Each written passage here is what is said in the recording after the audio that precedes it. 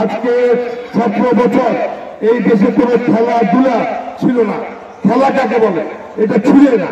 খেলা ছিল একটা, কিভাবে নেশা করব, কিভাবে পরের জমি দখল করব, কিভাবে চাঁদাবাজি করব, কিভাবে লুট করব, কিভাবে হত্যা করব, গুম করব, খুন করব, মামলা দিব, মোকদ্দমা দিব। এটাই ছিল এদেশের খেলা গত 17 বছর।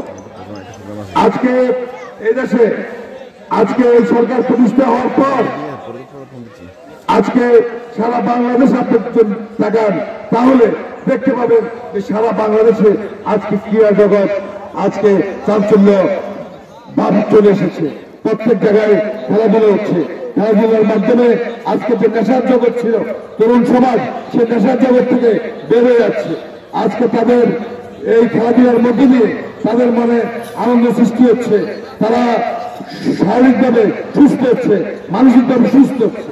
আজকে আমি মনে করি এই খেলাধুলার মধ্যে দিয়ে আমাদের এই এলাকায় আমাদের যে গতি সঞ্চার হলো, এভাবে যদি প্রত্যেকটি জায়গায় খেলাধুলা যদি আয়োজন করে তাহলে ইনশাল্লাহ আমাদের সমাজে একটি সুন্দর ব্যবস্থা চালু হবে, সমাজ সুন্দর হবে। প্রিয় ভাইরা, আমি আমার বক্তব্য দিকে